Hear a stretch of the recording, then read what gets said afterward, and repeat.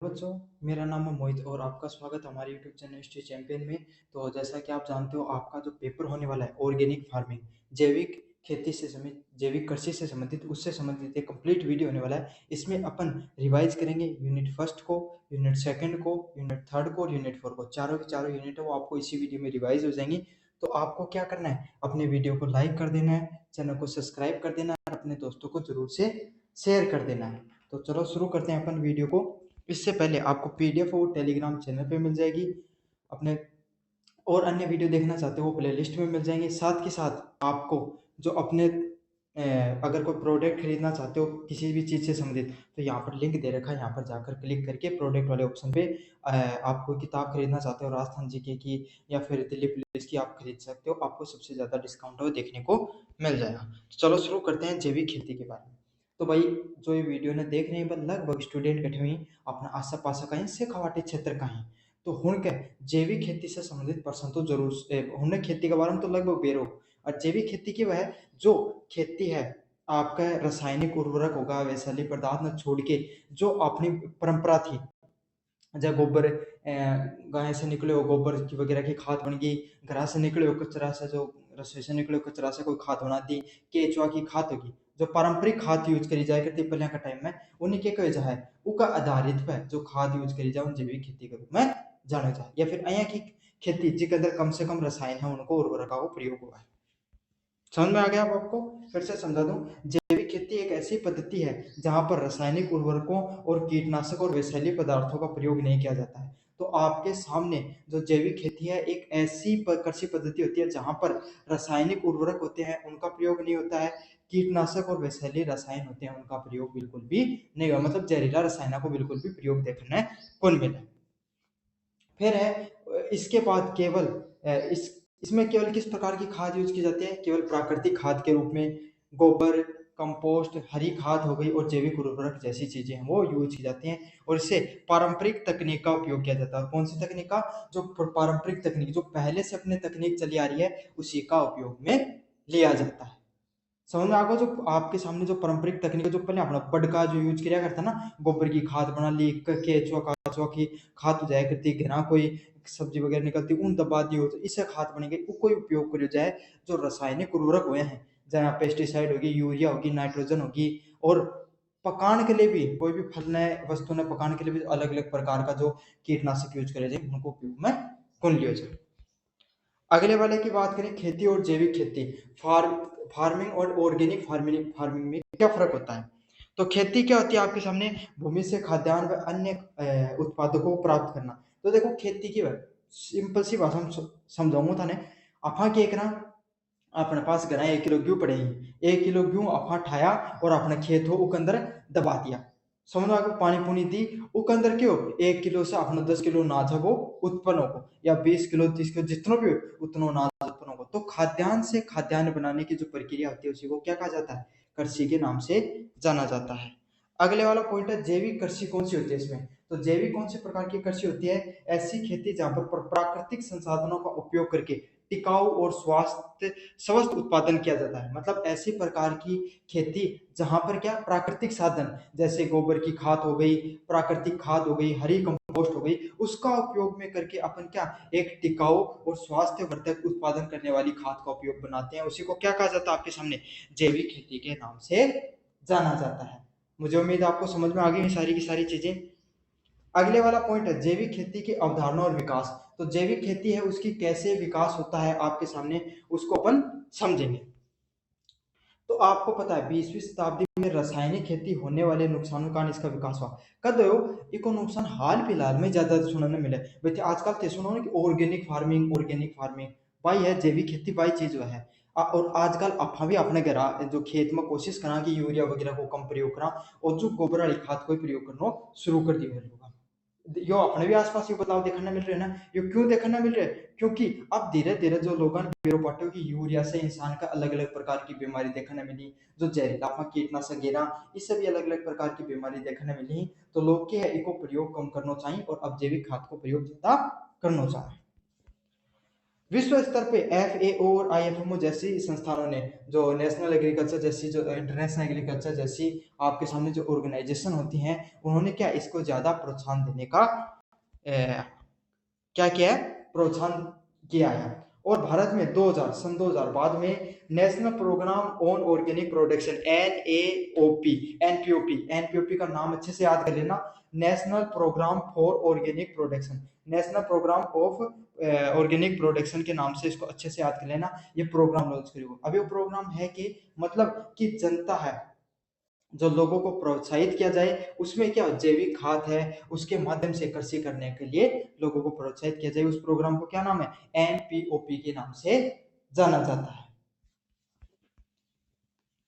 अगले वाला है जैविक खाद के सिद्धांत। तो जैविक खाद जो आपको देखने को मिलती है, उसके क्या सिद्धांत होते हैं, उसके अलग अलग प्रकार के सिद्धांत देखने को मिलते हैं। जैसे स्वास्थ्य का सिद्धांत, पहला सिद्धांत कौन सा है, स्वास्थ्य का सिद्धांत। इसमें क्या है, मिट्टी, पौधे, जानवर और मनुष्य का स्वास्थ्य आपस में जुड़ा होता है। मतलब सीधी बात है, अब देखिए करियो कोई यूरिया छिड़की या कोई पेस्टिसाइड छिड़को आप थारे खेत में, तो वो क्या हो, उसे जो जहर तो वो खेत ऊपर जड़ में चले गए पौधा के, और जड़ में जाके के तारा शरीर में चले गए, है ना। पौधो उग्यो भाई, कोई भी पौधो उग्यो, उससे के जो गेहूं वगैरह उग्यो उका मायने चले गए वो जहर, और फिर वो अपने शरीर में चले गए। અહીંયા भी नहीं समझ में आयो। तो एक के तो आम थो, है ना। आम ने क्या करेगो, पकाने के लिए मतलब जो दवाई है ऑक्सीटोसिन की वह लगा दी। अब आम तो पक गो, लेकिन अब वो रसायन है वो अया तो आत होने की वो फल में गुन गए, फल में तो गए है, फल में गयो, आपा खायो तो अपने अंदर भी गयो, तो अपना भी हार्मोन की होगा डिसबैलेंस को कार्य हो। तो यही है, आपको पता है सारी जो मिट्टी, पौधे, जानवर और मनुष्य हैं, भी सारी की सारी चीजें हम आपस में जुड़ी हुई हैं। समझ में आ गया था कॉन्सेप्ट। अगला क्या है, परिस्थितिक तंत्र का सिद्धांत। खेती प्रकृति के अनुकूल ही, मतलब खेती अया कोई करनी चाहिए जो प्रकृति ने, प्रकृति के साबू, कोई भी चीज अगर हम प्रकृति के साबू कराना तो अपने लिए क्या होगी, बहुत ज्यादा फायदेमंद होगी। समझ में आ गया आपके सामने। अगला क्या है, न्याय का सिद्धांत, प्रिंसिपल ऑफ फेयरनेस।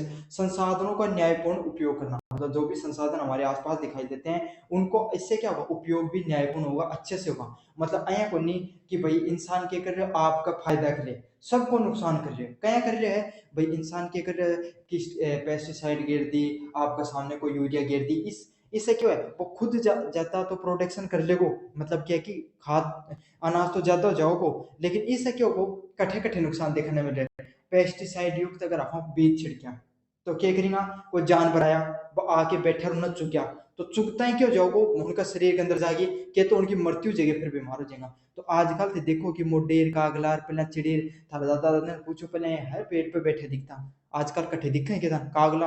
अब ऐ बता लास्ट टाइम थे कोए को कब देखा था आपने, नहीं दिखते ना आपको, मोडी कद देखी ही थी।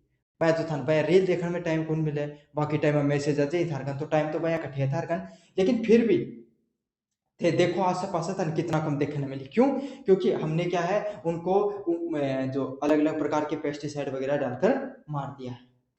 समझ में आ गया एक चीज। दूसरी चीज क्या है, प्रकृति को भी नुकसान देखने को मिलता है भाई, जो प्रकृति में अब जी पन्या 10 किलो अनाज जठे हुए कर, तो प्राकृतिक रूप से अब उठे घट के 7-8 जो किलो पर अनाज आ रहे हैं।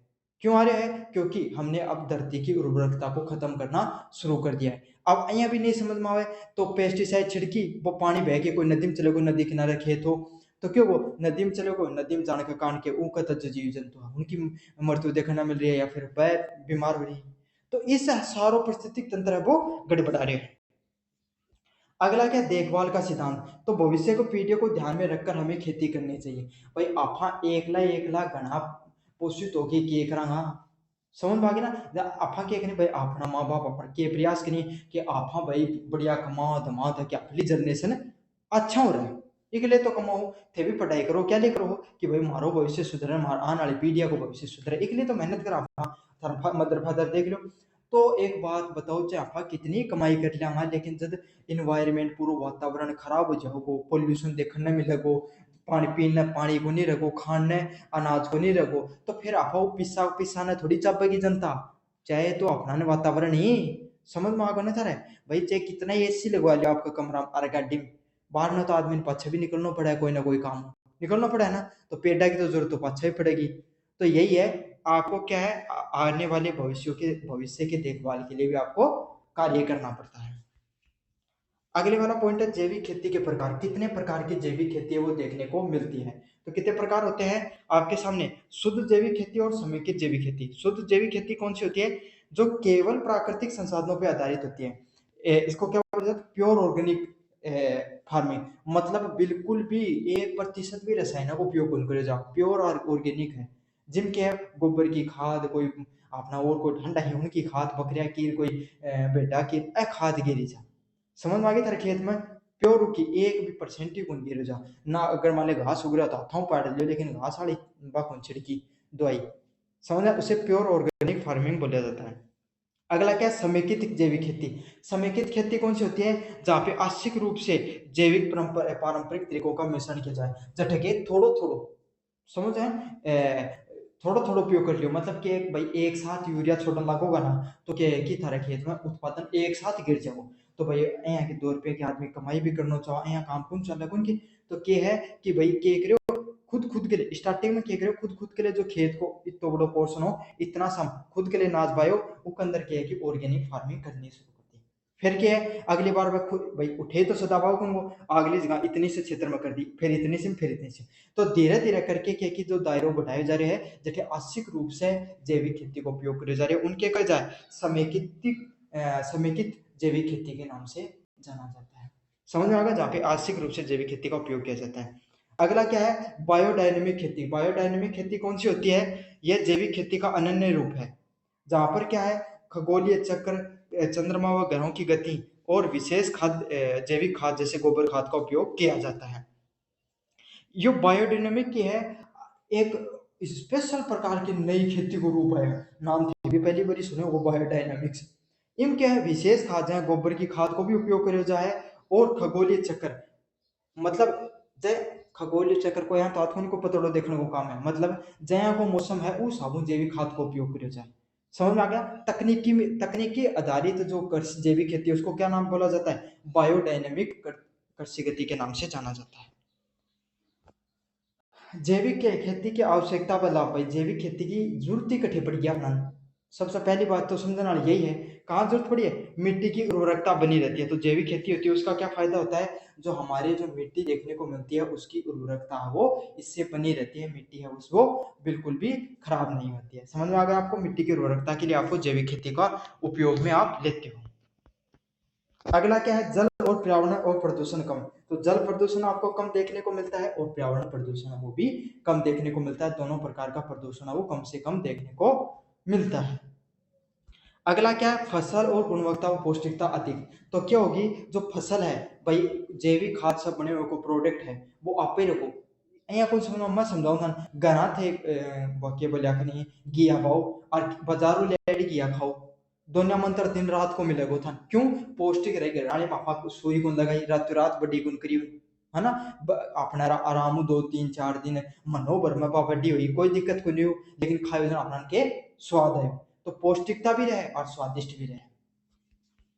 अगले वाला क्या है, अब अपन क्या है भाई साहब, घना की बड़ी चीज को ओढ़ो बनियो, तो भाई बात है परम फसल की गुणवत्ता और पौष्टिकता अधिक अधिक। तो फसल है उसकी क्वालिटी बहुत अच्छी होती है, फसल की क्वालिटी भी बता देना था, क्वालिटी तो आपे बढ़िया स्वाद आओगे ना। किसानों की लागत कम, अब भाया यूरिया कौन लेनी पड़ रही, पेस्टिसाइड कौन लेनी पड़ रही है, घनाई दो ठंडा बांध रहे खाई उनकी गोबर से खाद होना की गिरती खेत में, तो क्यों हो, लागत तो आपे कम होगी। समझ में आ गया तरह, इससे लागत भी कम हो जाए। और मान लो कोई केचुआ को फॉर्म में लगा दियो, एक अगर कचरा निकले है और उन गिर दियो और केचुआ छोड़ दिया, केचुआ की खाद बन गिर, एक बढ़िया तो खाता हुआ खेत के लिए, और बढ़िया तरह ना जो है खा के भी स्वाद आ, और साथ के साथ अगर बाजार में बेचो तो 2 रुपया ज्यादा मिले था। आवश्यकताएं क्यों पड़ी भाई, रासायनिक खेती से होने वाले नुकसान से बचने के लिए। भाई कोई भी चीज है उनकी जरूरत कद पड़े, जबकि है जो रासायनिक खेती से होने वाला अलग अलग प्रकार का नुकसान हो जाए, उससे बचने के लिए रासायनिक खेती को उपयोग में लियो जाए।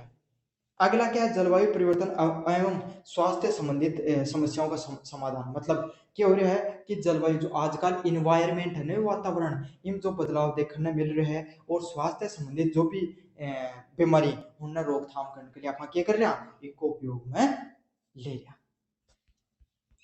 अब अगले वाला पॉइंट क्या, पारंपरिक खेती बनाम जैविक खेती। तो पारंपरिक जो पुरानी खेती है और अब का टाइम की खेती, दोनों में क्या अंतर है।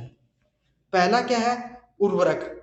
पुराने टाइम में जो उर्वरक हुआ करते थे आपके सामने, उसमें कैसा प्रयोग किया जाता था? उर्वरक वही जो रासायनिक खाद से बने होंगे उनके रखो उनकी जगह जैविक खेती की को उपयोग करो जाए, आपका गोबर कंपोस्ट हरी खाद को उपयोग में करो जाए, उर्वरक को प्रयोग में को नहीं लियो जाए। अगले वाला क्या है? कीटनाशक। तो कीटनाशक क्या होते हैं भाई? जो पेस्टिसाइड है उनमें क्या है, रासायनिक पेस्टिसाइड यूज करते हैं आजकल थे। के करो घास मारने के लिए अलग दवाई, को कीड़ो लाग जाए तो अलग दवाई, और कोई मान ले कोई लाल पत्ते काला पत्ता हो जाए तो अलग दवाई, पीला पत्ता हो जाए तो अलग दवाई, 100 प्रकार की दवाई करो। तो क्या है, रासायनिक कीटनाशक उनको प्रयोग में ज्यादा हुआ है। जैविक खाद में क्यों प्रयोग हो? जैविक खेती करना का, घराने खेती करना का, तो क्या है जैविक खेती? नीम के उत्पाद, नीम का पत्ता लेर उसको गोड़ बनाए और फिर के उन गोड़ नहीं गिरियो तो भला भला कीड़ा चले जाए, आदमी का महीने का कीड़ा मर जाए, वो तो खेत का कीड़ा ही। समझ में आ गया ना आपको? तो यही है, नीम से बने हुए उत्पाद या फिर और कोई ऐसे उत्पादों का उपयोग किया, जड़ी बूटियों का, जिससे क्या भाई आपके सामने जो कृषि है वो देखने को मिली। तो भाई रसायन तो आ जाए ही काल काल तक 1900 या आपका आपने केवल हरित क्रांति के बाद में 1960 के बाद में लगभग 1965 के आसपास हरित क्रांति लागू करी गई। उसके बाद में हमारा रसायन का प्रयोग करना शुरू किया। पहले अपना बड़का तो कठोर यूरिया लिया करता है ना, कोई प्रयोग कराया करता, अरबा भूखा तो मरिया को नहीं, जिंदा तो वह भी लिया। तो यही है कि आप जैविक कीटनाशकों का और नीम उत्पादों का उपयोग करना शुरू कर दो। भाई ऐ तो आज को नहीं कि होने वाला खेती का कदे कीड़ा लागे ही नहीं, अपने कहीं लाग रहे लागे तो उनका भी करता और इलाज तो कोई भी किया करता। तो वह क्या किया करता, नीम वगैरह होगी और कोई पत्ता पुत्ता को बना बुनो के घोल घाल और वह गिरा करता, इससे आराम आ जाया कर, तो कीड़ा सट जाता। मिट्टी किस प्रकार की होती है? धीरे धीरे बदल। अब क्या रासायन गिरा ना, एक बार तो यहाँ दाब से उठे नाच को 150 लग जा, लेकिन मोड़ो बेरो पाटे धीरे धीरे ढेर कम होता जा रही है ना। ऐ कि भाई पिछले साल तो ना जितनो है और अब की बार तो हो के चक्कर हो, तो चक्कर यह है साहब, थारी जमीन धीरे धीरे खत्म होती जा रही है, बंजर होती जा रही है। यूं क्या है, उर्वरकता बढ़ता है। इम क्या एक बार तो डेरी कम लगेगी, लेकिन धीरे धीरे डेरी बढ़ती चली जाएगी। क्यों? जो जमीन है उसकी उर्वरकता धीरे धीरे बढ़ता है। अगला क्या है? उत्पादन कैसा होता है? अधिक परंतु अस्वस्थकारी। मतलब उत्पादन होगो तो घणो, ढेर तो घणो बहुत बड़ो लागो, लेकिन बेरो पाटियो वो ढेर का चक्कर में खानो शुरू करे तो आदमी ढेर होगो। समझ में आ गया ना? आज का दिन 100 प्रकार की बीमारी देखो, आदमी का बीमारी हो तो सीधी किडनी फेल हो आजकल। पहले कोई नहीं करती ना आप भाई, पहले कोई आदमी का किडनी कैंसर की बीमारी कोई हाँ तो कोई गाँव में सुना करता, शहरा में सुना करता कि बड़ोड़ा हॉस्पिटल में भाई फलाने आदमी को कोई कैंसर है। अब आया बेरो पाटे के गांव में तीसरा आदमी को कोई हॉस्पिटल में जा रही हो घोषित करियो जा रही है। क्यों? क्योंकि आप रसायन को इतना प्रयोग कर दियो, इतनी घटिया चीज खाई ही, अपना स्वास्थ्य को हाँ ध्यान ही को रखो, यूं कैंसर होने शुरू हो गए। तो ये क्या होता है? स्वास्थ्य के लिए अस्वस्थ खाई होता है। अगला क्या? संतुलित व पोषक। अच्छा, अब इनके फायदे है या जो हम जैविक खेती में इन संतुलित मात्रा में रहेगी सारी चीज, समझ में आ गई? पोषण भी बढ़िया मिलेगा था। लागत क्या है इसमें? अधिक बैठती है और इसमें अपेक्षाकृत कम हुआ है। क्यों? कीट पेस्टिसाइड खरीदना को नहीं, घर ही सारी चीज ही घर की चीजों को उपयोग करके उपयोग में लिए जा रहे हैं। जैविक खेती का दायरा, तो जैविक खेती होगा दायरों के क्षेत्र कितना बड़ा उसका है। खाद्यान्न, फल सब्जियां, मसाले व औद्योगिक पौधे व चाय कॉफी। तो भाई कट्ठे कट्ठे आप औद्योगिक खेती को ज्यादातर उपयोग में ले इसका तो कौन सी है? चाहे खाद्यान्न होगा, खान पीन की चीज होगी, चाहे गेहूं उगाया को चावल उगाया हण में, फल मसाले, औद्योगिक पौधे व चाय कॉफी। तो आया है कि लगभग चीजें जो चीज है आप खाने के लिए उपयोग में लेना, उन चीजें हम जैविक खेती को उपयोग कर सको। क्यों? अब मान लिया कॉटन है, कॉटन उगा रहे, हाँ कपास उगा रहे हैं, तो कपास में यूरिया गेरना चाहो या और कोई चीज पड़ा बा गेर दो। क्यों? क्योंकि वो खावा थोड़ी कपास ना पा कौन खावा ना, है ना भाई? खड़ बिनोले भी नहीं खाए जाए, लेकिन इंसान तो कौन खाना वो चीज ने, तो वो किस जगह पर जितना उत्पादन हो उतना क्या, और रबर का उत्पादन हो रहा है, रबर भी उत्पादित हो है, तो उम यूज करो जितो रासायनिक को करना है। ऐ तो आपको नहीं वो रबर ना आप खाना बैठा हुआ, लेकिन अगर आप हाँ अपने घर के लिए कोई सब्जी उत्पादित कर रहे हैं उसके अंदर भी गिर रहे हैं, तो भाई नुकसान तो देखना नहीं।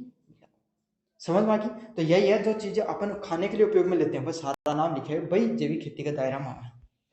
अगला क्या? घरेलू अंतरराष्ट्रीय बाजार में मांग। तो अब धीरे धीरे लोगों का समझ में आती जा रही है कि या जो खेती है ना रासायनिक वाली खेती, यूं यहाँ ज्यादा बीमारी बढ़ रही है। तो क्या चाहे घरेलू बाजार हो चाहे आपके सामने इंटरनेशनल बाजार हो, मांग धीरे धीरे की बढ़ती जा रही है जैविक खेती की। अगला क्या है? भारत जैविक उत्पादों के निर्यात में उभरती शक्ति है। तो भारत के धीरे धीरे जो जैविक खेती है उम एक बड़ो नाम बनते जा रही है। समझ में आपको, जैविक खेती का सबसे उभरता हुआ नाम के रूप में किसको जाना जा रहा है, इसको अपने को भारत को जाना जा रहा है। समझ में आ गया। जैविक खेती से संबंधित एजेंसियां व संस्थान, तो जैविक खेती से संबंधित कौन सा संस्थान काम करेंगे हमने देखा आप। पहले है NPOP.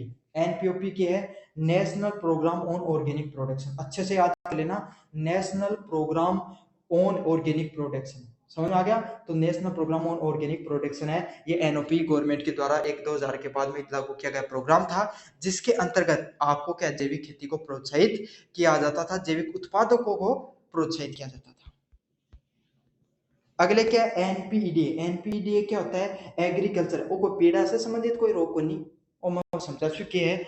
Agriculture and process food product export and export development authority, ये क्या आती है, एग्रीकल्चर से जो खाद्य सामान है उन उसका फूड प्रोडक्ट और एक्सपोर्ट से संबंधित है। मतलब ये क्या करे, अगर कोई एग्रीकल्चर को कोई प्रोडक्ट आ रहे है ना, जैविक उत्पाद, तो यह संस्थान क्या करेगी, उन बाहर ने विदेश में या भारत में बेचने को कार्य करे।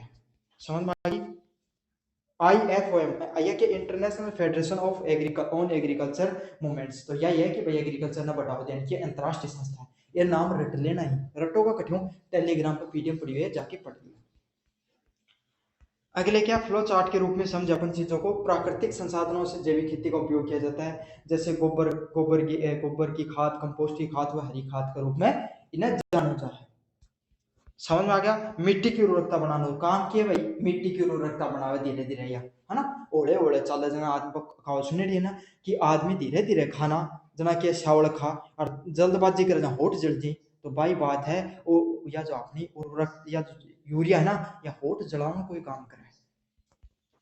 अगला क्या है, प्राकृतिक कीट प्रबंधन, तो नीम हो गया, जैव कीटनाशक हो गई, ये आपको क्या करते हैं, प्राकृतिक कीटनाशक के रूप में उपयोगकारी होते हैं। अगला क्या है, स्वास्थ्य व पौष्टिक उत्पादन, तो फायदों की है, स्वास्थ्य के लिए भी बढ़िया है, पौष्टिक चीजें अभी से देखने मिले हैं। अगला क्या, किसानों की आय और पर्यावरण, भाई 2 रुपया ज्यादा मिले जैविक खाद का प्रोडक्ट, क्यों कम हुआ है, कम हुआ है, जहाँ कोई चीज के बाजार में कम मिले, एप्पल को फोन महंगो क्यों, कि बाजार में कम मिले, महंगो मिले, जना कम जनता खरीदे, जना की ब्रांड वैल्यू ज्यादा है। समझ में आ गया, अब धीरे धीरे हर चीज था रहा है। अब बढ़ाऊंगा यूनिट नंबर 2 की तरफ, जैविक पौधे का पोषण प्रबंधन। तो जैविक पौधा होता है, उसको किस किस प्रकार के पोषण देने की जरूरत पड़ती है ताकि वो अच्छे से उगे, है ना। भाई कोई भी आदमी हो, आदमी ने भी किया कि भाई अलग अलग प्रकार के, कदे दूध खार, कदे दही खार, कदे खा वो फल फ्रूट, जने तो मोटो है ना, अही भाई को पौधो है उन्हें भी पोषण की जरूरत पड़े ताकि वो भी पौष्टिक बने। तो देखा क्या की जरूरत पड़े है। पहला है पौधे की वृद्धि व उत्पादन हेतु पोषक तत्व आवश्यक, तो आपके सामने जो पौधा होता है उसकी वृद्धि के लिए और उसके उत्पादन के लिए आपको क्या पोषक तत्वों की आवश्यकता है, पोषक तत्वों की जरूरत है। समझ में आ गया आपको, जो पौधे की वृद्धि करने के लिए, पौधे को बढ़ाने के लिए और उसके पोषक तत्वों की आवश्यकताएं होती हैं। अगला क्या है, जैविक कृषि में पोषण प्रबंधन, तो जैविक कृषि जो भी की जाती है, जैविक खेती जो भी की जाती है, उसमें पोषण की जरूरतें होती हैं, जैसे कि प्राकृतिक खाद हो गई, कंपोस्ट हो गई, हरी जो खाद हो गई, कंपोस्ट होगी, वर्मी कंपोस्ट की है, ये जो केंचुआ वाली खाद है बोली जाए वर्मी कंपोस्ट, और जैव उर्वरक हो गए आदि दिए जाए। तो जरूरी बने कि अपने गोबर की खाद यूज करें, जैविक खाद भी कई प्रकार की खाद है। समझ में आ गई ना थारे, है ना, कि मालिक तो रसोई से बनाओ आप खाद, एक या खर्च कहाँ, एक हाथ आप केंचुआ वाली खाद उपयोग में ले इसका, और एक प्राकृतिक जो अपने जानवर है उनके द्वारा जो अपशिष्ट से बना है वह भी उपयोग में ले इसका। तो अलग अलग प्रकार की खाद है, और भी अलग कोकोनेट को भूसो को, या फिर क्या बोलिया कहीं जो अपना गेहूं है बाया तो का जो तोड़ो वगैरह उससे भी अपना बना सकते हैं। बहुत अलग अलग प्रकार की खाद और जैविक खाद एक प्रकार की बना। इसका उद्देश्य क्या रहता है, मिट्टी की उर्वरकता बनाए रखना व स्थायी कृषि को बढ़ावा देना। तो इसका कार्य क्या होता है, मिट्टी की उर्वरकता, जो जैविक खाद के काम को काम करे कि मिट्टी की उर्वरकता बनाते और स्थायी कृषि न बढ़ावा दे, जो कि कृषि है इन आगे बढ़ावा देने को कार्य करे। जैविक खेती प्रणाली, तो जैविक खेती की जो प्रणाली होती है अपन इसका देखेंगे कि भाई जैविक खेती वास्तविकता में होती क्या है, होती क्या, फसल चक्र, क्रॉप रोटेशन, पहले किम काम आवे, जो फसल है वो रोटेशन में, क्रॉप का रोटेशन में काम आवे। पहला क्या, पोषक तत्व है संतुलन हेतु, तो जैविक खेती होती है उसमें क्या होते हैं, आपको अलग अलग प्रकार के पोषक तत्व डाले जाते हैं और उसका संतुलन हेतु उसके उपयोग में यूज की जा सकती है। समझ में आ गया आपको, ये क्या हो सकता है, आपको भाई मान लीजिए खेत है, समझ में आ गई। तो इम के है अब थे के करोगा इतनी में तो गेर दियो जैविक खातर इल्ली में गेरी रासायनिक खाद, है ना। इल्ली साइड में बाजार के लिए और इल्ली साइड में करके लिए, तो इनके फसल चक्कर के लिए अपन जैविक खाद को उपयोग ले इसका। अगली कौन सी मिश्रित खेती, तो के कर थोड़ी रसायनों को उपयोग कर लियो, थोड़ा अपन जैविक खाद को उपयोग कर लियो, तो यो भी क्या है मिश्रित खेती ने विविधता देने के लिए भी इकले उपयोग में ले इसका। जब फल फ्रूट हो गया तो उनके अंदर अपन क्या कर दियो अपने जैविक खाद को उपयोग कर दियो, गना की सब्जी गई उन जैविक खाद को उपयोग कर दियो, और गेहूं वगैरह हम रसायन को उपयोग कर दियो। अगला क्या समेकित खेती, समेकित खेती कौन सा होता है, जहाँ पे पशुपालन मत्स्य पालन में कृषि का समायोजन, मतलब सीधी सीधी बात है, घरा अपना दो जानवर रखा, हाँ सभी रखा है थे लगभग वीडियो देख रहे हो उन लगभग कृषि है कृषि खेती है, तो वह क्या करी तो जो उस जो कृषि का उपयोग करते हैं और उन क्या करें हाँ भाई सीधी सी बात है, जानवर की गोबर निकले साल भर में जितनी गोबर हो सब खेत में गिरा आपका, कोई का भाई बकरी है बन के गिरे, कोई भेड़ है उनकी गिरे, कोई का मुर्गा फार्म करे, कोई तो मुर्गा फार्म की गिरे, सब गिरे ना आपके साबू। तो यही है इनके बोले जब पशुपालन और मत्स्य पालन में कृषि जोड़ दी, समझ में आ गई।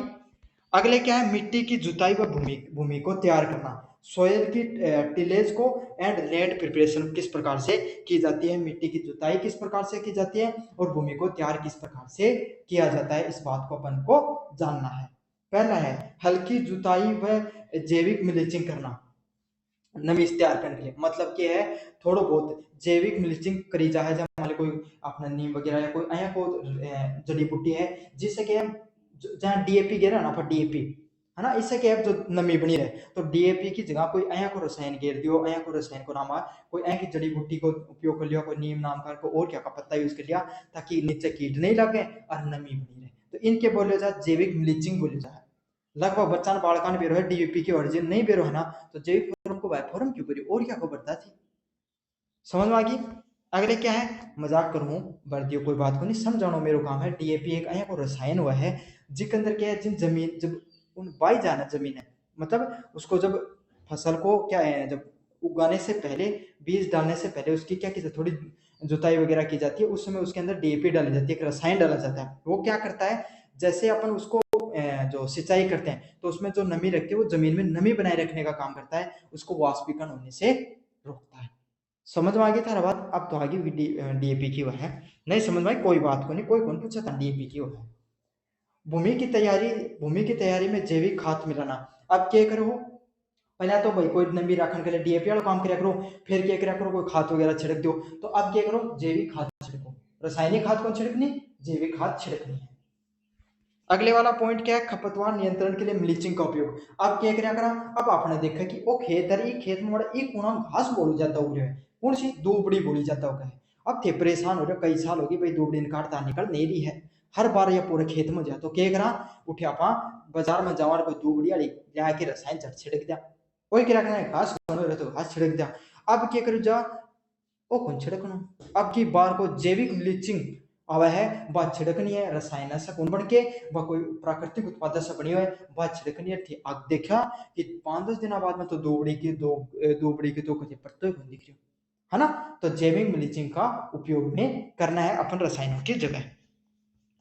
अगला पॉइंट क्या है पौधों की किस्म और बीज का प्रबंधन करना, तो अपन क्या करेंगे उच्च गुणवत्ता वाले देसी बीजों का चयन करना, तो एकदम देसी बीज समझ लो घराड़ा बीज अच्छा काठा काठा था न भी बेरो जो खेती करा के उन्हें बेरो है घर में क्या करा के कोई भाई कोई गांव है ना, गांव में 4 घर है देखे कि मोटो रामलाल वाले खेत में तो बहुत जोर को भी नाज है मोटो मोटो नाज है एकदम, तो क्या करेंगे भाई रामलाल की मम्मी है कि मम्मी ने मान लियो है कि भाई देखियो ध्यान मान ने भी एक थोड़ा सो 20 किलो थालो क्यों दियो ना थालो ना जो चोखो है हालो तो आपकी बार दम को बैठो, तो उनके गिराव लिया आना था, तो यही है वही क्या होते हैं अच्छे प्रकार के बीज की किस्म होती है, या फिर काफी बार जो सरकार की तरफ भी किस्म दिया है और काफी बार अपन जरूरी को नहीं कि भाई दूसरा को उपयोग में दिया, बाजार में केंद्र से भी लिहाज का कृषि जो केंद्र है लिहाज का कृषि फार्मा से भी लेके आस का, समझ में आ गया बीज का उपचार, अब थे क्या करो बीज तो लिया करा समझ, फिर बीज को क्या करो उपचार करो तुम क्या करो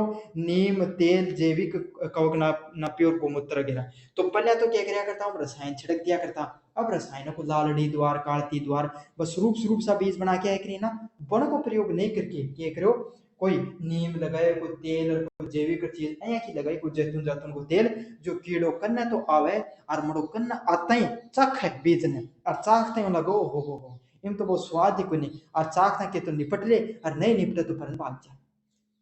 समझ में आ गई ना। तो अहिया की कीड़ो कन्ने नहीं आनो चाहिए बीज के लिए, अहिया का कोई रसायन हुई रसायन को नहीं, जो जैविक पद्धति की आपके कोई भी चीजें उनको उपयोग में किया जाता है।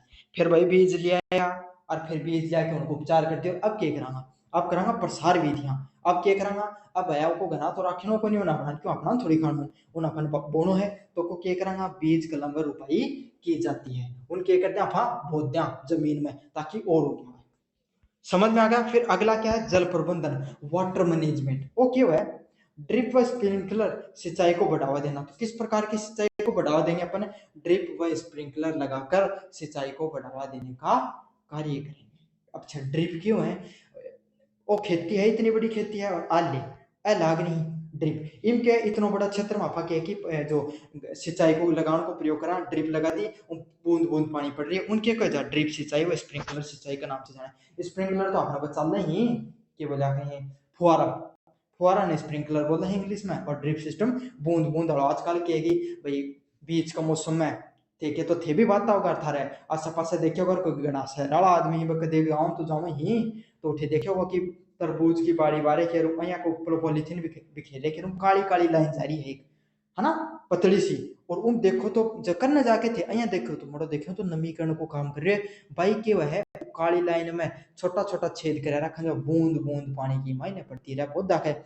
जो पौधा को पोषण हो जा रहा खेत का कुआ को नुकसान को नहीं हो। समझ में आ गया ना था ना।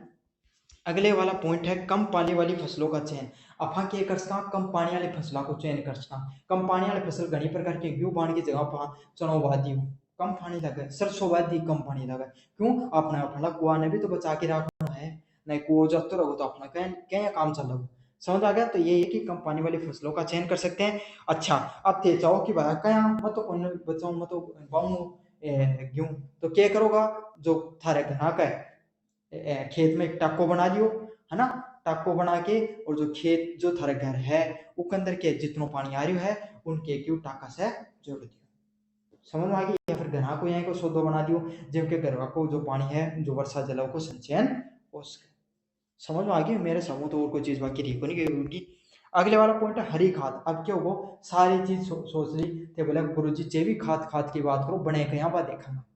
पहले के खेतों से उगाई गई दलहन फसलें जैसे दाल सांग मूंगी की जुताई कर मिट्टी में मिलाना। तो केक रह जा अब अपना घर का केक नहीं, अपना घर का भी नहीं नहीं खेत में काफी बार केक रह जा है जो दाल मूंग को जो भुस्सो है ना वो भाई कठे बिका तो आत को नहीं न बिका चना को जो निकल गो तो इनके एक नहीं खेत में खिंडा दी ताकि क्यों है अगले वो खेत में मिल जा और इससे के जैविक उर्वरकता बन जाए। अगला क्या नाइट्रोजन स्थानांतरण करके उर्वरकता की वृद्धि करने का। तो नाइट्रोजन ने जो हर सब पौधा में नाइट्रोजन की उर्वरकता हो तो नाइट्रोजन उर्वरकता वगैरह का उपयोग में करके स्थानांतरण करके उर्वरकता बढ़ा जाए। क्यों, पौधों की मजबूती का अध्ययन भी रखे, पौधो मजबूत हुआ नाइट्रोजन से, पौधा की जड़ में नाइट्रोजन ज्यादा चाहिए तो नाइट्रोजन स्थानांतरित करके आप क्या कर सकते हो उर्वरकता बढ़ा सकते हो। अगले वाला क्या है कंपोस्टिंग। कंपोस्टिंग क्या होता है, इसका सिद्धांत क्या होता है, अपशिष्ट जैविक पदार्थों का प्रयोग करना, मतलब बच्चे बच्चे खुचे कचरे का उपयोग में करना, सूक्ष्म जीवों द्वारा उपगठन करना। कंपोस्टिंग क्या खाद बनाना। तो पहले क्या करेंगे आप, जो बच्चा खुचा घर आ जाए रसोई से कोई कचरो बन गो तो उसको उपयोग में ले लियो, सूक्ष्म जीव हो जाए केचो वगैरह है या फिर और कोई जानवर है जो कचरा ना के बदल दे खाद में बदल दे उसको उपयोग करना, और उससे क्या बनने के बाद में पौष्टिक खाद आपको बनती है। समझ में आ गया आपका। अगले वाले चरण की बात करें तो अगले वाले चरण में अपघटन की शुरुआत करनी। किसकी शुरुआत की जाती है, अपघटन है उसका उपयोग। उपघटन क्यों होगा, मतलब पहले तो ये सब चीज करो, अब क्या होगा सड़नी शुरू हो जाओगी, फिर क्या सक्रिय अपघटन, पहले ऊपर पूर्ण सड़ेगी फिर के नीचों पूरी पूरी धीरे धीरे सड़नी शुरू हो जाएगी और परिपक्व खाद का निर्माण हो जाता है। समझ आ गई। पहले कितनी सी सड़ेगी, पहले अपघटन मतलब थोड़ा थोड़ा कचरो है वो सड़ना शुरू हो, फिर सक्रिय घटन मतलब सारी में क्या होने लग जाएगी सड़नी शुरू होगी, बाद में परिपक्व खाद को निर्माण हो जाएगा।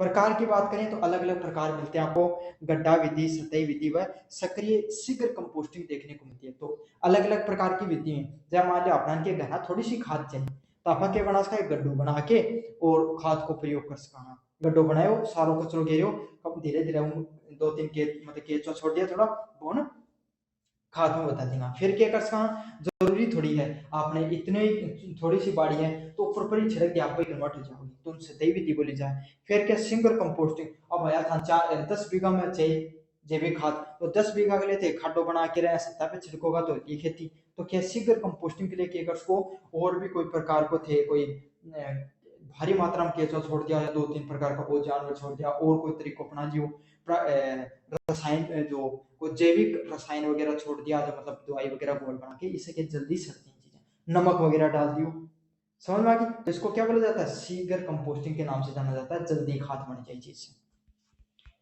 अगला क्या कारक की बात करें तो नमी, वायु, तापमान व CN अनुपात देखने को मिलता है। तो क्या होता है आपके सामने, नमी कितनी इन्वायरमेंट में नमी है, कितनी वायु में तापमान है, और CN कार्बन और नाइट्रोजन का कितना अनुपात है, इसको अपन कैलकुलेट करते हैं इन सब चीजों में।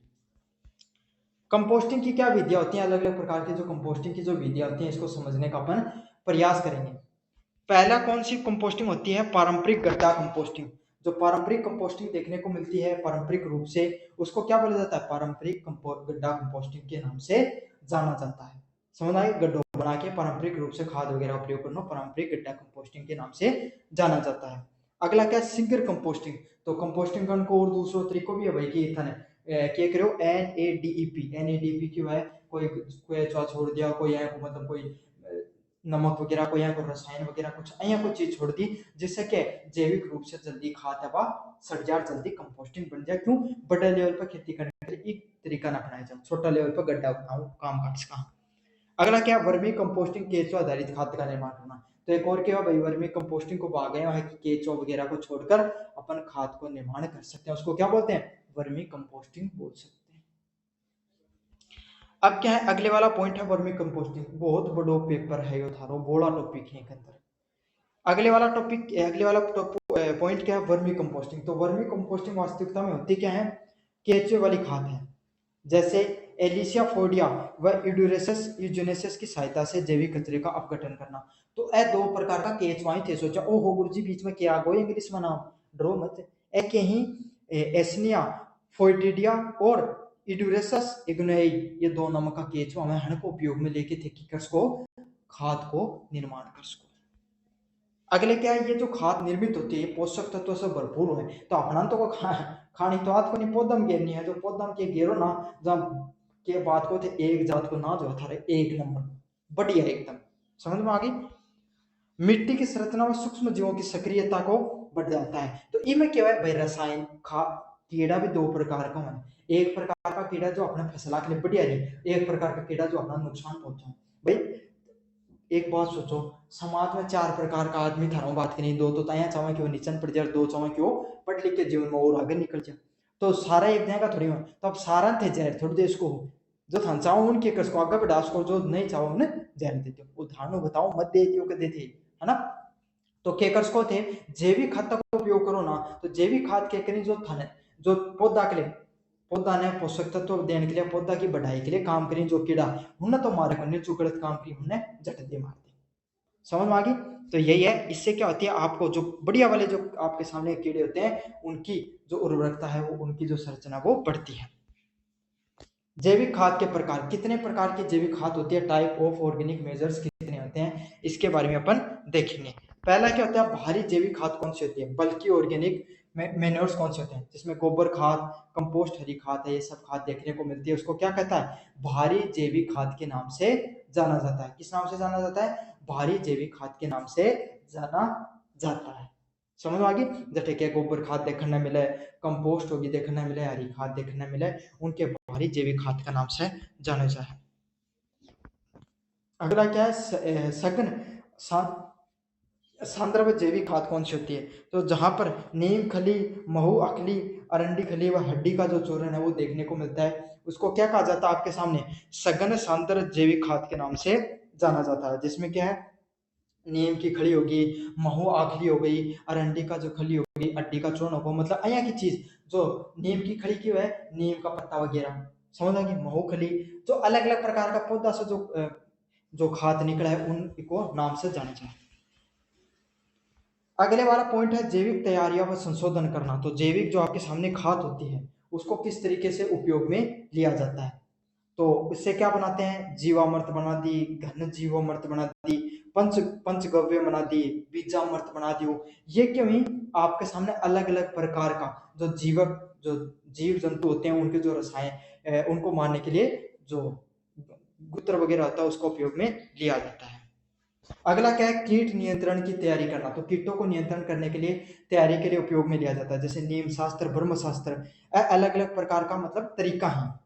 समझ में आ गई। कौन सा, नीम शास्त्र व ब्रह्म शास्त्र नामक जो किताब ही हमने पढ़ लियो और हमने पढ़ना वाला था ज्ञान हो जाओगे कि कौन सा प्रकार का वह सलज अपशिष्ट उपचार उपचार संयंत्र से प्राप्त आवश्यक सामग्री। तो आपके सामने जो अलग अलग प्रकार का कचरा पाया जाता है उससे जो जैविक सामग्री पाई जाती है उसको आपको उपचारित करने के लिए अपशिष्ट जैविक उपचार संयंत्रों का उपयोग ले जाए है। समझ में आ गई। बायोमास, बायोगैस क्या होती है आपके सामने, अब पढ़ेंगे अपन बायोगैस के बारे में। गोबर व अन्य अपशिष्टों से मीथेन गैस का उत्पादन करना। अब क्या करोगा थे, मान ले थारा गाय भैंस है ना, अब थारा खेती को नहीं तो भाई वो गोबर को क्या करो, तो वो गोबर से गोबर गैस को प्लांट लगा, उसको ज्यादा को नहीं 20-30 हजार रुपया को खर्चा लगवा लियो। अब वो क्या हुआ, उन गोबर गैस का प्लांट में गोबर गैस दियो थे, अब क्यों ऑटोमेटिक तरीका से अपघटन की प्रक्रिया होगी। एक नाक का साइड में क्या होगा, वो गोबर से गैस बन जाएगी और दूसरी साइड में जैविक खाद बन जाएगी। तो जैविक खाद को उपयोग कर सको थे खेती में थारे में, और जो थारे सामने जो गोबर गैस है सीएनजी की जगह यूज में ले सको। उप उत्पादकों के रूप में गोबर की स्लैरी व उच्च गुणवत्ता वाली जैविक खाद बनती है। तो गोबर गैसों के एक तो गैस को उत्पादन हो जिन उपयोग में लेके थे करना, कोई मान ले जो चीज बनाना चाहो सीएनजी की जगह उपयोग में ले इसको, और दूसरी जगह क्या है एक जैविक खाद में निकल जाए नाक का टैंक में, इससे क्या है उच्च गुणवत्ता की अपन जैविक खाद भी बना सका। अगला क्या है, जैव उर्वरक। जैव उर्वरक क्या होते हैं, राइजोसोम्स, एल्जेटोबैक्टर्स, एल्जोस्पर्मियम व पीएलपी नामक जो अलग अलग प्रकार के जो बैक्टीरिया होते हैं या क्या करते हैं जैव उर्वरकता के रूप में काम करते हैं। तो अलग अलग प्रकार का बैक्टीरिया, अलग अलग प्रकार का था बताया ना पॉजिटिव कीड़ा जो था आगे बढ़ाना चाहो या पौधा ने भी आगे बढ़ाना चाहो, तो ए प्रकार का कुछ कीड़ा है जिनका याद कर लो, ए कहीं पौधा ने जैव उर्वरक का रूप में कार्य करे। अब बात करें आपके सामने उपयोग विधियां, किस किस प्रकार से आप जैव इसका उपयोग कर सकते हो। तो पहला होता है आपको बीज उपचार करके। तो सबसे पहले क्या करोगे, आपके पास जो भी बीज है उसका आप उपचार करोगे। फिर क्या है, पौधे का रोपण करना, फिर पौधों लगाओगा और फिर मिट्टी में उसके मिश्रण में उपयोग में लेते हो। तो पहले क्या करते हो, बीज का उपचार करते हो, पौधे को रोपने का कार्य करते हो, फिर मिट्टी में उसका मिश्रण करने का कार्य करते हो। लाभ क्या होंगे, नाइट्रोजन स्थिरीकरण करना, फास्फोरस घुलनशीलता व मिट्टी की उर्वरकता में वृद्धि। तो आपके सामने जो नाइट्रोजन स्थिरीकरण है उसके उपयोग में लिया जाता है, फास्फोरस घुलनशीलता और मिट्टी की उर्वरकता की वृद्धि में इनके लिए उपयोग में लिया जाता है। अब जैविक खाद को नुकसान भी होंगे, कभी कोई चीज का फायदा ही फायदा थोड़ी, नुकसान भी तो होगा थोड़ा बहुत। तो क्या धीमी प्रक्रिया, तो जैविक खाद बनना बहुत धीमी प्रक्रिया, धीरे धीरे कोई काम हुआ भाई, धीरे काम हो वही बढ़िया है, जल्दी से काम हो जाएगा तो नुकसान ही करे कोई चीज कोई। अगले वाला पॉइंट क्या, भंडारण में कठिनाई। तो क्या जैविक खाद है भाई, जैविक खाद अब थोड़ा सड़न गलन से संबंधित है तो बदबू है, तो इसलिए क्या भंडारण से संबंधित बड़ी समस्या है। क्यों, उन खुद ना भाई एक बात बताओ, कम से कम 1 बीघा खेत के लिए भी बनाने के लिए थन थोड़ा बहुत खड्डो या फिर एक फार्म सो लगाना पड़ेगा, तो भंडारण की बड़ी समस्या आएगी। अगला क्या, प्राणियों परिस्थितियों पर निर्भर या क्या इन्वायरमेंट पर भी डिपेंड करे। समझ में आ गया। अगर ऐसा आपका पर्यावरण है जहां पर जैविक खाद बन सकती है तो आपके लिए आसान होगा, नहीं बन सकती तो वहां आपको बहुत ज्यादा कठिनाइयों का उपयोग करना पड़ेगा, या फिर रसायनों का आपको अंत में उपयोग तो करना ही पड़ेगा। समझ में आ गया। तो फ्लो चार्ट है तो आप अच्छे से पढ़ लेना। अपन बढ़ते हैं यूनिट नंबर 3 की तरफ। क्यों, क्योंकि बहुत होगा लंबो टॉपिक है। पहला पॉइंट क्या है, जैविक पौधे का संरक्षण करना। तो जैविक पौधे को अपन किस प्रकार से संरक्षित कर सकते हैं। पहला है पौधा संरक्षण की आवश्यकता। भाई पौधा संरक्षण करने की जरूरत ही क्यों पड़ रही है, फसलों को कीट रोगों व खरपतवार से हानि से बचाने के लिए। तो भाई एक बात बताओ थे, कोई भी जैविक खाद डालो क्यों, क्यों डालो, ताकि कीड़ों नहीं लगे या फिर हमारी फसल को उत्पादन ज्यादा हो। तो यही है, फसलों को कीट रोग व खरपतवार के हानि से बचाने के लिए अपन क्या करते हैं, अपन जो जैविक पौधे के संरक्षण के लिए उपयोग में लिया जाता है। फिर क्या, रासायनिक कीटनाशकों का अधिक प्रयोग करना। तो अगर आप रासायनिक कीटनाशकों को अधिक प्रयोग कराना तो इससे क्या होगा, मिट्टी जल व स्वास्थ्य पर दुष्प्रभाव देखने को मिलता है। तो इससे क्या, मिट्टी भी प्रदूषित हुआ है, जल भी प्रदूषित हुआ है, व स्वास्थ्य भी प्रदूषित हो तो दिखाई दे रहा है। समझ में आ गया आपके सामने। अगला क्या है, जैविक पौधा संरक्षण करना, प्राकृतिक सुरक्षित व पर्यावरण अनुकूल उपायों पर आधारित होता है। तो जैविक पौधे में क्या होता है आपके सामने, प्राकृतिक रूप से सुरक्षित होता है और पर्यावरण अनुकूल उपायों पर आधारित होता है। जैविक पौधे का संरक्षण किस प्रकार का होता है, जहां पे प्राकृतिक रूप से सुरक्षित होता है जैविक पौधा होता है वो, और पर्यावरण अनुकूल उपायों पर आधारित होता है, उससे संबंधित आपको देखने को मिलता है। सांस्कृतिक विधियां, कल्चरल मेथड कौन से होते हैं, तो जिसमें आपको किसका उपयोग किया जाता है, फसल चक्र का। जो कीट व रोगों को चक्कर तोड़ने हेतु तो आपको किसका प्रयोग करते हैं अपन, फसल चक्र का उपयोग में किया जाता है। समझ में आ गया आपको। अगला क्या है, मिश्रित खेती।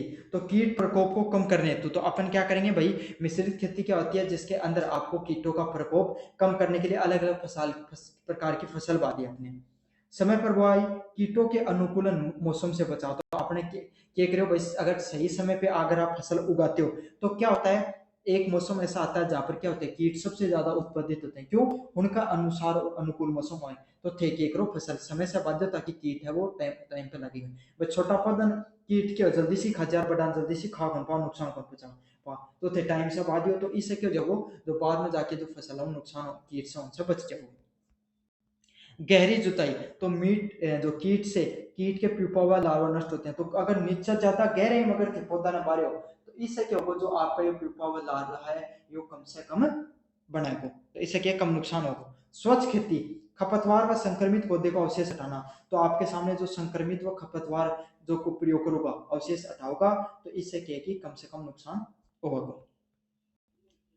यांत्रिक विधियों की बात करें, किस प्रकार की विधियों प्रयोग कर सकते हो, कीटों को हाथ से चुनकर नष्ट करना।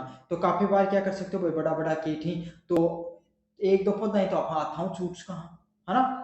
अगला क्या, प्रकाश व फोरमेन ट्रैप का प्रयोग करना। तो क्या कर सकते हैं, काफी बार क्या आपको लाइट वगैरह का उपयोग करते हो, इससे भी क्या होता है आपके सामने जो कीट है वो भाग जाए। क्यों, लाइट ने देखते हैं भाग जाए ना कीट पतंगा, कि करना आ जाएगा, कि करना आ जाएगा तो मायने बेड़ा कर लो, है ना, जो यंत्र में। और दूसरा क्या है आपके सामने जो फोरमेन ट्रैप है उसको प्रयोग में लेके हुए उन्हें डांस को। पीली चिपचिपी पट्टियां, येलो जो स्कीपी ट्रस्ट कर सकते हो, उसमें रस चुमक कीटों के लिए। तो ऐ खा जाओ, मतलब थे पौधा के ऊपर क्या कर दियो, कोई ऐ को एक रसायन छिड़क दियो, जिससे कि अब चिपक जाए उनका, जो क्या करें जूस, मतलब जो पौधा को रस खाना पीण ना लेना, उनके ऊपर क्या कर दियो, कोई रसायन छिड़क दियो, चिपचिपो जन पर वह लाग्या रह जाए। अगला क्या, कीट रोधी जाल व अवरोधक। तो क्या कर सको थे, कीट ने कीट रोधी जाल है और अवरोधक का रूप में प्रयोग कर सको, काफी बार नेट वगैरह लगा सको, ताकि जो भाई कीट पतंगा है वो आवे को नहीं करना है। अगले वाला क्या, वनस्पति आधारित कीटनाशक। तो वनस्पति आधारित जो आपके सामने एग्रीकल्चर आधारित क्या कीटनाशक देखने को मिलते हैं, जिसमें क्या है, नीम का तेल व नीम शास्त्र का आप उपयोग में ले सकते हो, जिसमें क्या रस चूसक कीटों के लिए प्रभावी होते हैं। तो जो रस कीटक जो कीट वही उनके लिए क्या ही, जो वनस्पति आधारित कीटनाशक है उनको उपयोग में हाँ ले इसका। अगला क्या, तंबाकू का अर्क। तो काफी बार के तंबाकू पीने के ही काम को नहीं आवे थे, सोचो कि हुक्म भर के आप पिल्ला के लिए काम आवा है, कीटाणु भी मान को काम करे। समझ में आ गई। तो इससे क्या, जो चूसक कीट होते हैं, जो मतलब जूस वगैरह पीजे ही अपने कीट जो एक चूसन को काम करी अपना पौधा ने, है ना, सुखा दी। तो इससे क्या जा हन के लिए एक उपयोग में ले इसका, तंबाकू को अर्क है, तंबाकू ने उपयोग में ले इसका। अगर क्या, लहसुन व मिर्ची का घोल। तो लहसुन और मिर्ची है उसको घोल में भी क्या भाई, मिर्ची आदमी दूर भाग जाए, है ना। तो इससे क्या है, उसका सामने रोग व कीटों पर असर होता है। तो काफी बार देखने को मिलता है आपको कि ये जो लहसुन व मिर्ची का अर्क है, इसका भी उपयोग इसमें कर सकते हैं अपन, जो कि रोग व कीटों के लिए आपको असरदार होता है, उस पर अपन लगा सकते हैं। अगले वाला क्या है, अरंडी का तेल व महुआ का तेल। तो इससे क्या, फफूंदनाशी व कीटनाशकों के लिए अपन अरंडी व या आपके सामने महुआ का तेल उपयोग में लिया जाता है। महुआ एक पौधा वह है अपने साइड में कोई बिहार की साइड, बिहार झारखंड की साइड में उनको उपयोग में हाँ ले इसका। तो ये कुछ अया का रसायन ही जनके लिए तो कीटाणु भगाने के लिए थे उपयोग में ले इसको। अगला पॉइंट क्या है, जैविक कीटनाशक। तो जैविक कीटनाशक कौन से होते हैं, सबसे पहले बैक्टीरिया आधारित। तो कौन से होते हैं, जैसे बैकुलस थायरोनोजिसिस, ये क्यों, सुंडी कीटों के लिए होते हैं। ये कोई अलग अलग प्रकार की जैव कीटनाशक पाए जाए, मतलब जहाँ आप थे रासायनिक कीटनाशक ले ना, अया कंपनी के एक जैविक रूप से कीटनाशक को बनाए जाए, उनके है जो बैकुलस थेरेसिस नामक कोई आवा है, उन्हें यूज कर सको। फफूंद लाग जाए तो कौन सा कर सको, ट्राई कोलोडर्मा ब्यूवेरिया और बेसमिना, तो ये रोग जनकों पर नियंत्रित करने के लिए इनका उपयोग में लिया जाता है। वायरस आधारित करने के लिए, वायरसों से बचाने के लिए एनपीवी न्यूक्लियर पॉलीहाइड्रोलिसिस वायरस का उपयोग में लिया जाता है कीट लार्वा के लिए। समझ में आ गया आपको? परजीवी शिकारी कीट के लिए ट्राई कैलोग्रामसस जो लेडी बर्ड व बिटल व मकोड़ियों के लिए अपन किस में करते हैं? ट्राई कैलोग्रामा का यूज में उपयोग में लेते हैं। खपतवार प्रबंधन, वीड मैनेजमेंट क्या होता है? खपतवार का प्रबंधन के लिए अपन किस प्रकार के रसायनों का उपयोग में लेते हैं? तो पहला होता है हाथों से निराई गुड़ाई। तो अपन क्या कर सकते हैं? हाथों से निराई गुड़ाई के लिए भी अपन किसका उपयोग कर सकते हैं? वीड मैनेजमेंट का उपयोग में ले सकते हैं। अगले वाला पॉइंट क्या है? म्लीचिंग, खपतवार दबाने के लिए। तो अलग अलग प्रकार के जो खपतवार होती है उसको दबाने के लिए म्लीचिंग प्रक्रिया का भी उपयोग में लिया जा सकता है। अगला क्या है? फसल चक्र व आवरण फसल, जो कवर क्रॉप्स है उसके लिए क्या कर सकते हो? फसल चक्र व आवरण फसल का उपयोग में लिया जा सकता है। अगला क्या है? जल प्रबंधन द्वारा खपतवार का नियंत्रण करना। तो अलग अलग प्रकार का जल, भाई अगर ज्यादा जल देगा तो बैक्टीरिया फफूंद वगैरह लगन का ज्यादा चांस है। तो जल ने सही मात्रा में देके सही मात्रा में सिंचाई करके भी अपन क्या कर कीट प्रबंधन है रोक सका। तो ये कुछ उपयोग में ही खपतवार ने जो आपके सामने जो के बोलिया कि ज्यादा घास फूस नहीं उगा के लिए क्या कर हाथा से नहीं रगड़े हमें तो पढ़ना अपना घास। अगला क्या? ब्लीचिंग, तो खपतवार वगैरह को दबाने के लिए ब्लीचिंग क्या आती है? एक प्रक्रिया आती है जहाँ थे खा जो दवाई छिड़कते हो ना घास वगैरह पे, उन बोले जा मिलीचे। अगला क्या है? फसल चक्र व आवरण, तो अया की फसल बाई जा जैसे कि घास दब गया, घास कम हो गया, उसको उपयोग में ले इसका। और जल प्रबंधन, ज्यादा सिंचाई कराना तो ज्यादा आपके सामने कीट पतंगा ज्यादा घास देखने मिलेगा, इसलिए सीमित मात्रा में आप उपयोग करना। अगले वाला पॉइंट क्या है? जैविक इनपुट। जैविक इनपुट क्या होता है? आपके सामने उपयोगों की जाने वाली वनस्पति जैव व यांत्रिक साधन प्राकृतिक होने चाहिए। तो आप जो भी चीजों का उपयोग करो, है ना, जो भी चीजें डाल रहे हो आप अपने पौधों में, तो वो सारी चीजें किससे बनती हो? जैविक रूप से। वनस्पति को होनी चाहिए, जैव बनना चाहिए। तेल यूज कर रहे हो तो जैविक होना चाहिए, होनी रासायनिक से बने होना चाहिए। अगला क्या है? किसी भी प्रकार के रासायनिक और कीटनाशी का उपयोग वर्जित। तो सोच लो, कसम खा लो खेत में जाके कि कोई भी प्रकार को ना कीटनाशक डालांगा ना शाखा नाशी डालांगा। अगला क्या है? केवल मान्यता प्राप्त संस्थानों द्वारा स्वीकृत जैव खाद। तो अब मान लो मार जाएगा कोई आदमी को खाद बने ले होगा तो वैसे ही बना के देखो, आधे तो जैविक बना देखो आधे रासायनिक। तो इसलिए कोई स्टैंडर्ड यूनिवर्सिटी चैंपियन पढ़ के थे पास हो, है ना, यहाँ को कोई स्टैंडर्ड आधारित कोई मान लो जैविक खाद है वो उपयोग में लेना चाहिए। अगला क्या? जैविक प्रमाणन एजेंसियों इन मानकों का जांच करती है। तो अलग अलग प्रकार की जो एजेंसियां होती है जैविक, 3-4 स्टैंडर्ड की एजेंसियों को नाम बताया था ना मैं, पर बया की कोई एजेंसिया से स्टैंडर्ड प्राप्त जैविक खाद न खरीदते थे। अगला क्या है? जैविक पौधे के संरक्षण का लाभ। तो जैविक पौधा होता है उसको जो संरक्षित किया जाता है तो उसके क्या क्या लाभ देखने को मिलते हैं? पहला क्या है? पर्यावरण अनुकूलन और प्रदूषण रहित। तो इससे क्या पर्यावरण इन्वायरमेंट के लिए फायदेमंद रहे और प्रदूषण रहित, तो प्रदूषण भी कम से कम देखने मिला है। तो यही है जैविक पौधे का जो संरक्षण होता है, इसमें क्या पौधे को पर्यावरण से अनुकूलन और प्रदूषण रहित आपको खाद्य का उपयोग में करना चाहिए। दूसरा क्या है? मिट्टी की उर्वरकता व जैव विविधता का संरक्षण। तो मिट्टियों की उर्वरकता भी बढ़ाई जिससे जो जैविक खाद्य उपयोग में लिया उसे। अगला क्या है? जैव विविधता, अलग अलग प्रकार के पौधे हैं वो भी देखने को मिलते हैं। अब जैविक खाद भाई को उपयोग क्या लेकर आया? ताकि अपने स्वास्थ्य के लिए फायदेमंद रहे, अपने स्वास्थ्य ने आगे बढ़ावा। तो यही है, स्वास्थ्य के लिए भी फायदेमंद होती है आपको। दीर्घकालीन फसल स्थिरता व गुणवत्ता का सुधार। तो बहुत लंबा समय के लिए क्या कि थारी जो जमीन है वो उत्पादन कर पाओगा, धीरे धीरे उत्पादन क्षमता बढ़ेगी, कम को नहीं होगी। तो यह उत्पादन क्षमता बढ़ती है और गुणवत्ता क्वालिटी में भी इम्प्रूवमेंट देखने को मिलता है।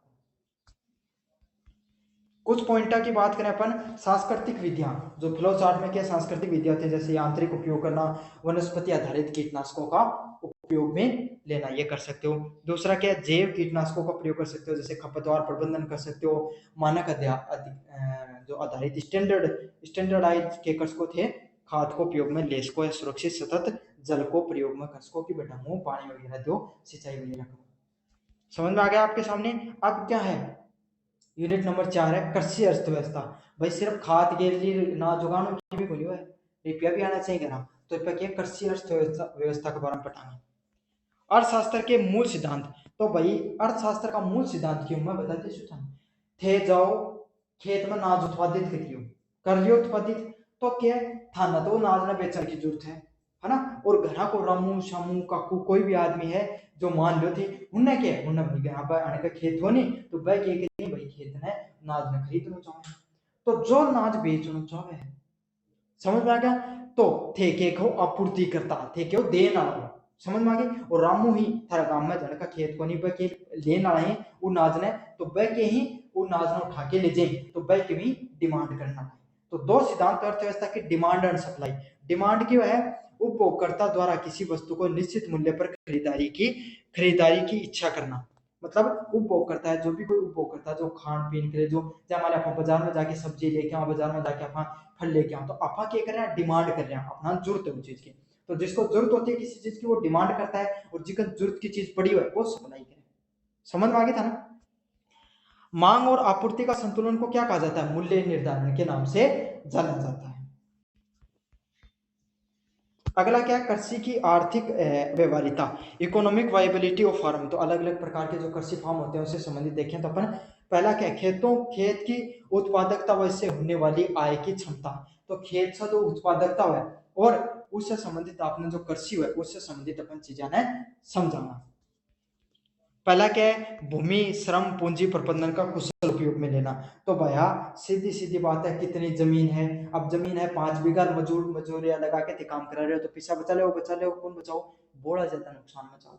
तो यही है कितनो श्रम उपयोग में लेना है कठी पिसो यूज करना है कितना आदमी कृषि में चाहिए हर सब चीजों को प्रबंधन करना के अलावा है आपका सामने कृषि अवैधता के रूप में इकोनॉमिक वायबिलिटी का नाम से जाना जाए। नहीं कमाई करोगा 10 रुपए की खर्चो करोगा 12 रुपए की तो 2 रुपए का तो घटोगे ना, तो 2 ही दिन में फार्म बंद हो जाओ। अगलो क्या उत्पादकता लागत से अधिक आय होना आवश्यकता है कि जितनी लागत हो रही है उससे ज्यादा रुपया बचना जरूरी है उससे ज्यादा आय होनी जरूरी है, अगर नहीं होगी तो क्या फायदे उत्पादन फार्म खोलने को क्यों क्योंकि कोई भी चीज है वह आदमी 2 रुपये फायदा के लिए खोले। समझ में आ गई था। अगले क्या उत्पादन के मूल सिद्धांत। तो कोई भी जो पौधा वगैरह उगा रहे हो उससे संबंधित जो उत्पादन कर रहे हो उसके क्या कुछ मूल सिद्धांत होते हैं जैसे भूमि श्रम पूंजी और प्रबंधन करना चारों के चारों क्या प्रमुख घटक है। जैसे जमीन है जो कृषि के लिए जो श्रम कर रहे हो और पूंजी है जो पैसा और उसका प्रबंधन किस प्रकार से कर रहे हो यही उत्पादन के 4 प्रमुख घटकों के रूप में उनको जाना जाता है। संसाधनों का उचित उपयोग करके लागत घटती है और लाभ बढ़ता है। तो जो भी थारा संसाधन है उनको अगर सही तरीका से उपयोग में लियोगा समझ में आ गई तो इससे क्या लागत घटेगी खर्चों कम होगा और लाभ बढ़ेगा 2 रुपए की कमाई ज्यादा होगी। समझ में आ गया तो संसाधनों का उचित उपयोग करके लागत घटती है और लाभ आपका बढ़ता हुआ दिखाई देता है। खर्च करने करने के उपाय। तो खर्च करने के उपाय क्या हो सकते हैं पहला जैविक खाद और बीजों का स्थानीय स्तर पर उपयोग करना।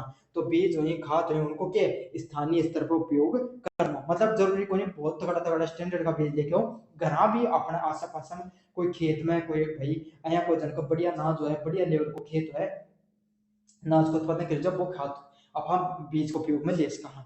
मशीनरी व सिंचाई साधनों का साझा उपयोग करना। भाई दो थारा घर में दो पिताजी ही जरूरी थोड़ी है कि उनका घर ट्रैक्टर है तो दोनों आपस में मिलकर उपयोग में ले लियो या फिर के दो दो सेट पानी का क्यों लिया सिंचाई करना एक सेट ले आयो और दोनों मिलके काम कर लियो यही तो करा था यहाँ भी कर सका।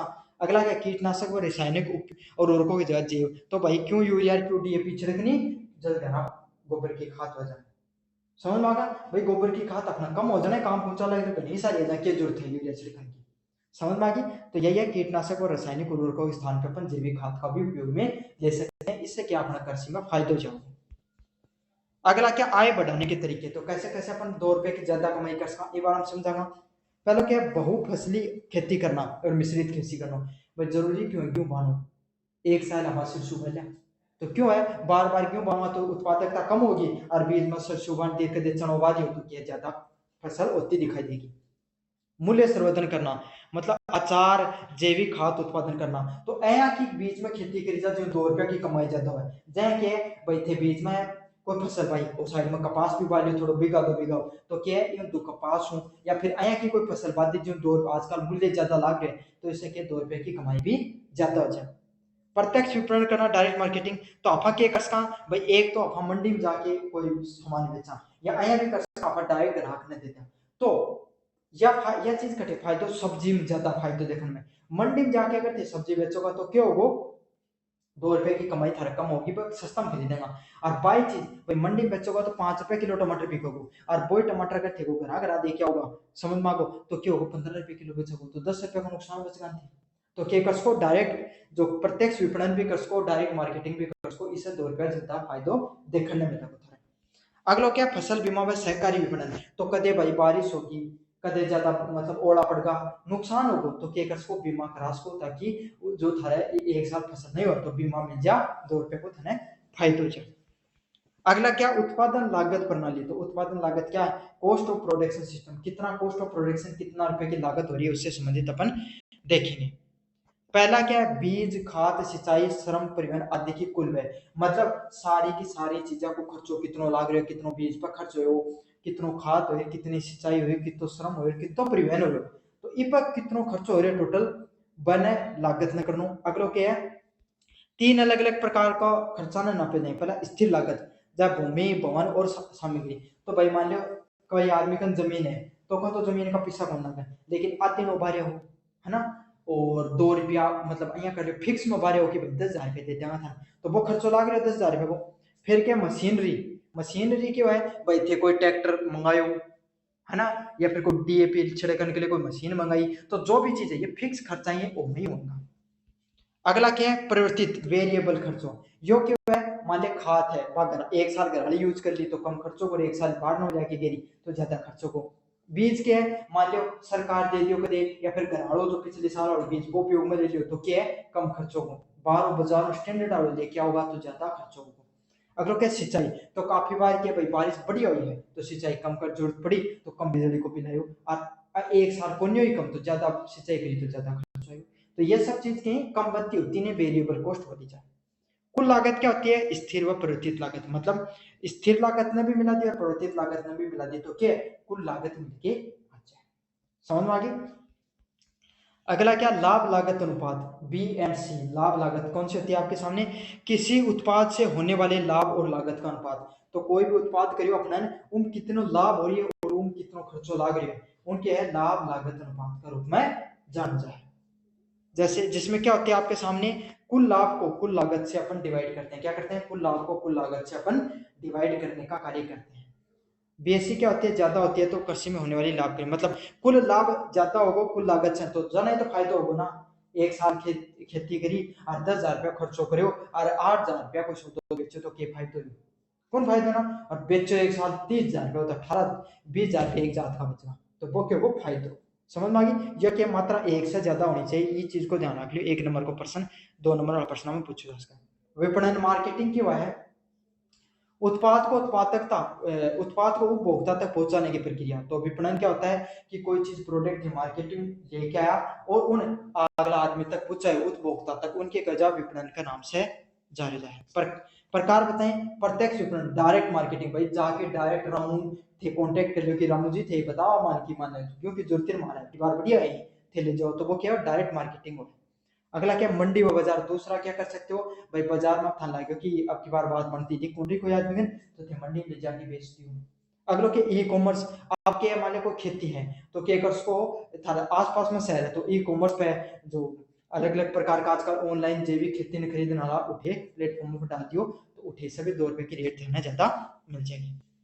जैविक उत्पाद का ब्रांडिंग और पैकेजिंग करना, तो थान फिर जैविक आया दिखाओ कि जैविक खाद है उनको लेबल लगवा लियो थारो ब्रांड बना लियो लगूं तो 2 रुपया और ज्यादा मांग सकूं, क्यों भाई सीधी बात है, जितना ज्यादा तड़का भड़का करोगा उतना ज्यादा रुपया मिलेगा, जितनी ज्यादा रुपया खर्च करोगा ब्रांडिंग वगैरह उतना ज्यादा फर्क मिलेगा। आयात व निर्यात, आयात निर्यात क्या था, इंपोर्ट एक्सपोर्ट। जैविक उत्पादकों का अंतर्राष्ट्रीय मांग बढ़ना, तो धीरे धीरे क्या है पूरी दुनिया में जैविक उत्पादकता की मांग बढ़ रही है, पूरी दुनिया में की उत्पादकता की जरूरत बढ़ रही है, तो इससे क्या हुआ है पूरी दुनिया मांग बढ़ रही है तो भारत उत्पादन करने के लिए दूसरा देश भी देश का है। भारत में ऑर्गेनिक चाय मसाले दाल और सब्जियों का निर्यात करता है, तो भारत के ऑर्गेनिक रूप से विदेशी लोग के बढ़िया चीज ज्यादा खाएंगे उनका 2 रुपया ज्यादा है, तो बाकी है कि भाई ऑर्गेनिक चाय होगी ऑर्गेनिक फसल होगी फल फ्रूट होगा ये सब आप बाहर आयात निर्यात कर सकते। निर्यात के लिए सर्टिफिकेट आवश्यक है, लेकिन आपको निर्यात करने के लिए भारत सरकार द्वारा सर्टिफिकेट की आवश्यकता पड़ती है। अगला क्या है प्रोत्साहन की नीतियां, तो किस किस प्रकार की नीतियां अपनाती है सरकार, जैविक कृषि जैविक परियोजना। तो एनपीओपी में था, एनपीओ पता है ना, राष्ट्रीय राष्ट्रीय जैविक नेशनल जो कृषि परियोजना है बा परंपरागत कृषि विकास योजना, जो पहले का टाइम की जो परंपरागत रूप से जो कृषि ने विकास करने जो परियोजना बनाई जब बा। और जैविक मशीनें राज्यों के लिए विशेष योजनाओं का उपयोग कर सकते हो, सरकार द्वारा सब्सिडी परीक्षण व बाजार में सुविधा के लिए आप क्या करते हो, नीतियों का और प्रोत्साहनों का उपयोग में ले सकते हो। अगला क्या, खेत का निरीक्षण करना और प्रमाणन करना। तो खेत को निरीक्षण और प्रमाणन करने के लिए ठीक है फार्म इंस्पेक्शन और कृषकों। जैविक उत्पाद के निर्यात और विपणन हेतु प्रमाणन आवश्यक। तो क्या होता है, जैविक जो भी कोई प्रोडक्ट उत्पादित कर रहे हो तो एक लिए क्या कर रहे हो था उन बेचने के लिए आयात निर्यात करने के लिए क्या एक सर्टिफिकेट की जरूरत पड़े है। अगला क्या, एजेंसियां जैसे एनपीईडीए, एनपीओपी, पीजे इंडिया जैसी कुछ संस्थाएं होती हैं जो क्या करते हैं खेत में आपको फार्म इंस्पेक्शन और सर्टिफिकेट देने का कार्य करती है। प्रक्रिया में क्या कर सकते हो, खेती का पंजीकरण। तो खेत है उनके सर्टिफाइड बनवा दो, खेत ने पंजीकृत कर दियो। खेत का निरीक्षण करवा सकते हो, कोई भी अधिकारी है वो खेत का निरीक्षण करके बता सकता है कृषि अधिकारी कि कहाँ आपको अपने जैविक खेती में बढ़ावा देने के लिए क्या क्या और इंप्रूवमेंट कर सकते हो। अगला क्या है, मृदा जल और उत्पादन परीक्षण कर सकते हो। तो आप क्या कर सकते हो, मृदा जो थारी मिट्टी है, जल पानी है और उत्पादन परीक्षण को कार्य कर सको। अगला क्या है, प्रमाण पत्र सर्टिफिकेट जारी करो जा सका है। फ्लो चार्ट की बात करें अपन, मांग व आपूर्ति उत्पादन सिद्धांत हो गया, खर्चे में कमी कर सकते हो। अगला क्या है, आय वृद्धि का उपयोग कर सकते हो, जैसे लागत व लाभ का विश्लेषण कर सकते हो। विपणन, घरेलू निर्यात, सरकारी नीतियों प्रोत्साहन व मांग डिमांड से आप कर सकते हो। तो यह आपके सामने कुल प्रकार का जो ऑर्गेनिक फार्म का जो काफी लंबा चौड़ा पेपर है, काफी हार्ड पेपर है, लेकिन भाई बात है मोहित सर पढ़ोगा तो वह कोई चीज हार्ड को नहीं आराम से समझा दी, ऐसे समझा दी कि इंग्लिश बोलनी घनी है मन आगे इंग्लिश में भी पढ़ाऊंगा लेकिन अब भी समझो मारवाड़ी में। ठीक है, प्रोडक्ट खरीदना तो क्लिक कर लियो और टेलीग्राम पर पीडीएफ मिल जाएगी।